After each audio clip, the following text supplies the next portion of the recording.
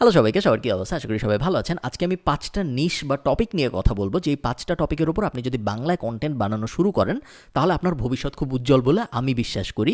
এবং মাসে প্রায় ১৫ লাখের মতো ভিউ হয় ইন টোটাল, এবং প্রত্যেক মাসে আমার আয় হয় $২,০০০ কাছাকাছি ইউটিউবের অ্যাড রেভিনিউ থেকে। এবং যদি কোনো কিছু চেঞ্জ না হয় তারপরেও ৫ বছর পরে, ৫ বছর পরেও আমি ধরেন প্রত্যেক মাসে ১৫ লাখ ভিউই পাচ্ছি, এর থেকে বেশি পাচ্ছি না।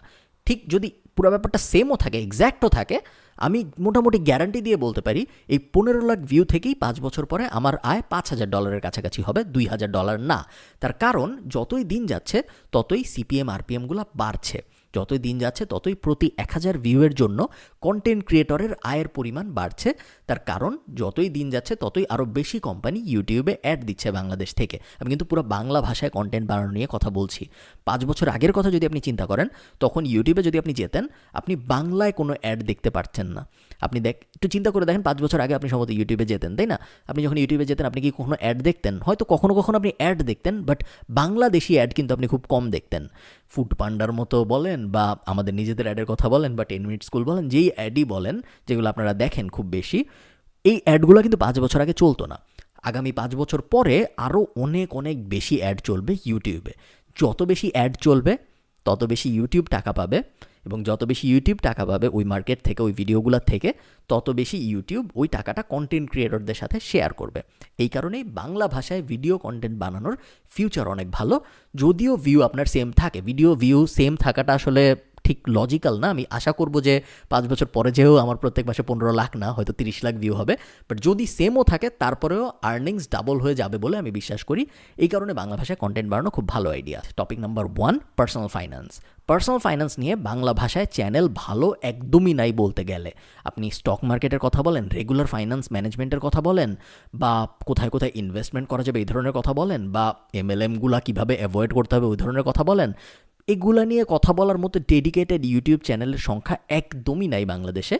আমার চোখে তো পড়ে না, আপনাদের চোখে পড়লে আপনারা অবশ্যই আমাকে কমেন্টে জানাবেন। পার্সোনাল ফাইন্যান্স নিয়ে অনেক কিছু করার সুযোগ আছে। কম্পাউন্ড ইন্টারেস্টে যে ৭ বছরে টাকা ডাবল করে ফেলা যায় যদি আপনি একটা মডারেটলি সেফ ইনভেস্টমেন্টের দিকেও যান, এই ব্যাপারগুলা নিয়ে না বাংলাদেশের মার্কেটে কেউ কথাবার্তা বলে না, এবং আমার মতে আরও অনেকের কথাবার্তা বলা উচিত। এবং হ্যাকিং নিয়ে, হ্যাকিং বলতে আমি কম্পিউটার হ্যাক করতেছেন আপনি ওইটার কথা বলতেছি না, এই যে ফাইন্যান্স হ্যাক নিয়ে বা ফায়ার মুভমেন্ট নিয়ে, ফাইন্যান্সিয়াল ইন্ডিপেন্ডেন্ট, রিটায়ার আর্লি, ওই ধরনের মুভমেন্ট নিয়ে, বা আপনার আয়ের ২৫ গুণ কেন আপনার সেভ করতে পারলে আপনি রিটায়ারমেন্টে চলে যেতে পারবেন, কত টাকা সেভ করলে আপনি ৩৫ বছরের মধ্যে রিটায়ারমেন্টে চলে যেতে পারবেন, হাজার হাজার টপিক আছে যে টপিকগুলো নিয়ে বাংলাদেশের মার্কেটে, বাংলাদেশে ইউটিউবে অ্যাটলিস্ট কথাবার্তা হতে আমি দেখি না। এবং আপনি যদি পার্সোনাল ফাইন্যান্সে আগ্রহী হন, বা আপনি যদি ফায়ার মুভমেন্টে আগ্রহী হন, বা আপনি যদি এই ফাইন্যান্স ইন্ডাস্ট্রিটার ব্যাপারে একজন নার্ড হন, শুধুমাত্র বাংলাদেশের ফাইন্যান্স নিয়ে কথা বলতে হবে তা না। আজকে মাইকেল বারি কী কথা বলেছে, বা বিগ শর্ট মুভিতে আসলে কী দেখানো হয়েছিল, বা স্টক মার্কেটে শর্ট স্কুইজ বলতে আসলে কী বোঝায়, ফাইন্যান্স কিন্তু একটা ভ্যাস্ট টপিক, এখানে অনেক কিছু নিয়ে কথাবার্তা বলার সুযোগ আছে। ফাইন্যান্সের সিপিএমও আরপিএমও অনেক ভালো। সো ফাইন্যান্স একটা এমন ইন্ডাস্ট্রি যে ইন্ডাস্ট্রিতে অবশ্যই আমাদের আরও অনেক কন্টেন্ট ক্রিয়েটর দরকার বাংলা ভাষায়। সেকেন্ড নিশ, যে নিশে আমার মতো অনেক ভালো করার সুযোগ আছে, সেটা হলো একটা ডেইলি নিউজ শো। এখন আপনার মনে হতে পারে যে ডেইলি নিউজ শো, টিভি ছাড়লেই খবর দেখা যায়, তার উপর একটা ডেইলি নিউজ শো আমাদের কেন লাগবে? লাগবে এই কারণে, তার কারণ বাংলাদেশের টিভি চ্যানেল যদি আপনি ছাড়েন নিউজ শোর, নিউজ রিলেটেড চ্যানেল তো বাংলাদেশে কোনো অভাব নাই, আপনি যদি যে কোনো চ্যানেল ছাড়েন প্রত্যেকটা চ্যানেলই খুব বেশি সেলফ সেন্টার্ড বলতে ব্রাহ্মণবাড়িয়ায় 2 দলের মারামারিতে কয়জন মারা গেছে এই ধরনের নিউজ, বা আজকে দেশে কি হয়েছে এই ধরনের নিউজ, এগুলো দিয়ে মোটামুটি 99% ক্ষেত্রে সব নিউজ পেপার না, আসলে নিউজ মিডিয়া ভরা থাকে। এখন এগুলো জানা জরুরি না আমি এটা বলতেছি না, বাট এগুলোর বাইরেও দুনিয়া আছে। বাইরের দুনিয়ায় কী হচ্ছে এগুলো আমাদের জানা জরুরি, এবং আমাদের আনবায়াসড ওপিনিয়ন পাওয়াটা খুব বেশি জরুরি, এবং একটা হেলদি ডিসকাশন হওয়া জরুরি। টিভির ক্ষেত্রে যে প্রবলেমটা হয়, টিভির প্রোডাকশনের কস্ট অনেক বেশি। টিভির এই জন্য স্পন্সর নিতে হয়, টিভির কন্টেন্টের মাঝখানে অ্যাড দিতে হয়। টিভির টক শো দেখাটা আসলে একটা বিরক্তিকর অভিজ্ঞতা, তার কারণ একজনের কথার মধ্যে আরেকজন কথা বলে ওঠে, টাইম খুব লিমিটেড, ঝগড়া টাইপ হয়ে যায়। এবং টিভিতে যখন টক শো হয় তখন সবাই চেষ্টা করে যে এই পক্ষ থেকে একজন আনবো, ওই পক্ষ থেকে একজন আনবো, তারপরে একটা র্যান্ডম আলাপ শুরু করে দিব যাতে ঝগড়া হয়, ঝগড়া হলে টিআরপি বাড়বে, ইত্যাদি ইত্যাদি। তো আমার মতে ইউটিউবে এমন একটা চ্যানেল থাকা উচিত, একটা না আসলে অনেক চ্যানেল থাকা উচিত, যেখানে আপনারা 4 জন বা 5 জন বন্ধু মিলে বসবেন প্রতিদিন সকালে বা প্রতিদিন রাত 12টায়, ওই দিন পুরা দুনিয়ায় যা যা হয়েছে, শুধু বাংলাদেশে না, পুরা দুনিয়ায় যা যা হয়েছে, কোথায় কোথায় কোন কোন নতুন মার্কেটে আইপিও লঞ্চ হয়েছে থেকে শুরু করে আকাশে কে গেছে, স্পেসে কে গেছে থেকে শুরু করে মেসির কন্ট্রাক্ট এক্সপায়ার হয়ে যাওয়ার পরে কি হয়েছে, সব কিছু নিয়ে একটা খুব হেলদি ডিসকাশন হবে। আপনি সারাদিন স্টাডি করবেন নিউজগুলা, তারপর রাত 12টায় 4জন বা 5জন মিলে বসবেন, খুব সুন্দর করে 1 ঘন্টা 2 ঘন্টা যতক্ষণ লাগে পুরো সময়টা নিয়ে আলাপ করবেন ওই নিউজগুলো নিয়ে, ওই সারা দিনের নিউজগুলো নিয়ে, এবং তারপর এই শোটা আপনি সপ্তাহে 5 দিন চালাবেন। আপনি যদি এই জিনিসটা যত্ন করে 6 মাস বা 1 বছর পর্যন্ত করতে পারেন, তাহলে আমি মোটামুটি গ্যারান্টি দিয়ে বলতে পারি আপনার চ্যানেলে অনেক অনেক ভিউজ আসবে, এবং মানুষ ভালো নিউজের জন্য, যারা খুব সুন্দর করে নিউজ প্রেজেন্ট করতে পারে, তাদের জন্য আসলে ক্রেভ করতেছে বাংলাদেশের মার্কেটে সুন্দর করে নিউজ প্রেজেন্ট করতে পারে বা আনবায়াসড হয়ে নিজেদের মতামত দিতে পারে, এরকম মানুষের সংখ্যা ইউটিউব স্পেসে আমি খুব দেখি না নিউজের দুনিয়ায়। বিড়াল একটা কিউরিয়াস প্রাণী, বাট মানুষ বিড়ালের থেকে অনেক বেশি কিউরিয়াস প্রাণী, এবং মানুষকে ডিফারেন্সিয়েট করার, মানুষ যেই কারণে সফল হতে পারছে দুনিয়ায় একটা প্রাণী হিসেবে, তার একটা বড় কারণ হলো মানুষ ভয়াবহ ধরনের কিউরিয়াস। বাংলাদেশের মার্কেটে একটা এক্সপ্লেইনার চ্যানেল শুরু করলে চ্যানেলটার ভবিষ্যৎ খুব উজ্জ্বল হবে বলে আমি বিশ্বাস করি, এবং উজ্জ্বল হইতে হইতে এমন উজ্জ্বল হবে যে ওই চ্যানেলটা যদি ভালো কন্টেন্ট বানাতে পারে, তাহলে ইভেনচুয়ালি সে নেটফ্লিক্স বা অ্যামাজন প্রাইম টাইপ ডিলও পাইতে পারে বলে আমার মনে হয়। এক্সপ্লেইনার চ্যানেল হইলেই যে খুব ভারিক্কি টপিকে কথা বলতে হবে, সিলেটে কেন এত ভূমিকম্প হয় বা নাগাসাকিতে কেন পারমাণবিক বোমা পড়ছিল, এই ধরনের টপিকে যে হইতে হবে জরুরি না। মুরগিকে যখন আমি ধরি এবং মুরগিকে যখন আমি নাড়াই, মুরগির মাথা কেন স্টিল থাকে এবং বডি কেন নড়ে, এটাও কিন্তু খুব সুন্দর করে এক্সপ্লেইন করা যেতে পারে। যে কোনো বিষয়ে এক্সপ্লেইন করা নিয়ে যদি আপনি একটা সুন্দর এক্সপ্লেইনার চ্যানেল বানান এবং ওই চ্যানেলের কন্টেন্টের কোয়ালিটি যদি ভালো হয়, তাহলে আপনার ফিউচার অনেক ব্রাইট হবে বলে আমি বিশ্বাস করি। আমার রেকমেন্ডেশন লিস্টে 4th হলো বুক রিভিউজ, এবং আমার মতে আপনি যদি বই রিভিউ করা নিয়ে একটা চ্যানেল বানান এবং আপনি যদি অ্যাকচুয়ালি বই পড়ে বুঝে তারপর ওই বইটা সুন্দর করে রিভিউ করতে পারেন, সেই ক্ষেত্রে আপনার রিভিউ দেখতে কোটি কোটি মানুষ আসবে বলে আমি বিশ্বাস করি।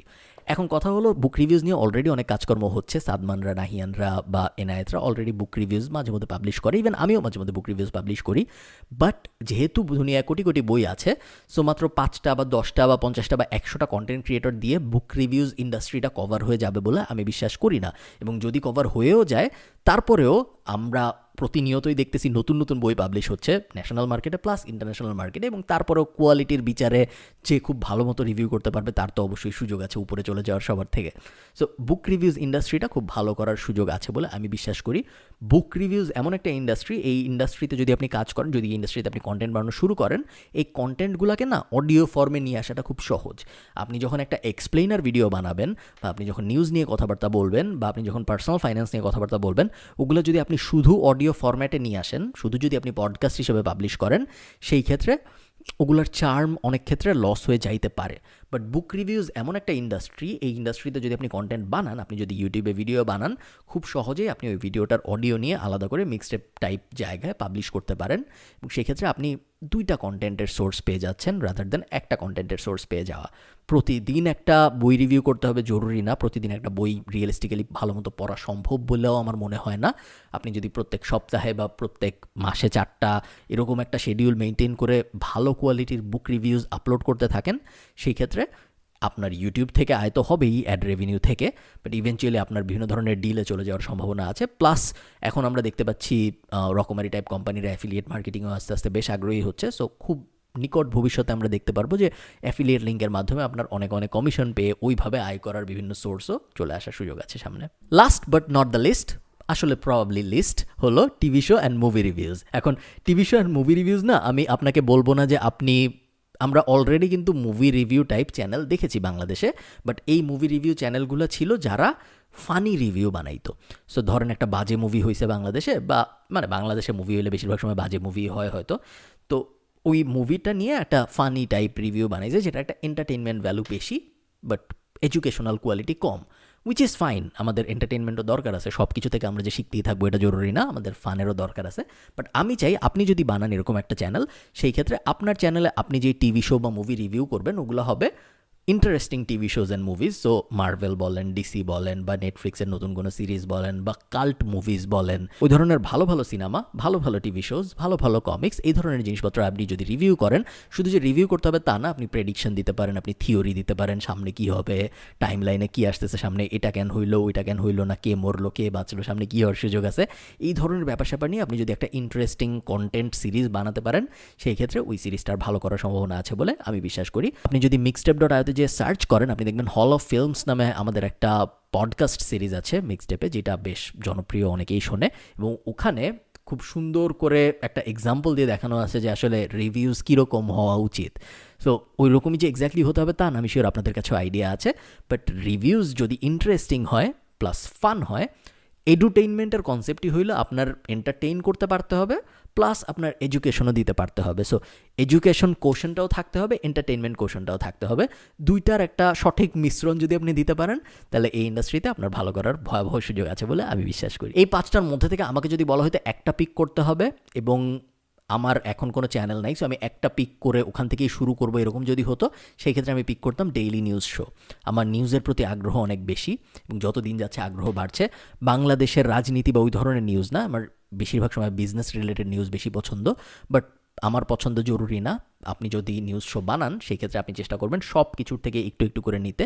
সো আমাদের পলিটিক্স থেকেও একটু হলে নিতে হতে পারে, আমাদের ইন্টারন্যাশনাল বিজনেস থেকে একটু হলে নিতে হতে পারে। বেসিক্যালি একটা নিউজ পেপারের একটা কনডেন্সড ভার্সন আপনি প্রকাশ করবেন আপনার ইউটিউব চ্যানেলে। আমার যদি করতে হইতো এই 5টা থেকে একটা পিক, সেই ক্ষেত্রে আমি সম্ভবত নিউজ ব্যাপারটা পিক করতাম। এই তো, আর তেমন কিছু বলার নেই। ভালো থাকেন সবাই, আপনাদের সাথে আমার দেখা হবে পরের কোনো একটা ভিডিওতে। সে পর্যন্ত সবাই ভালো থাকেন, সুস্থ থাকেন, পরিবারকে সময় দিন। টাটা।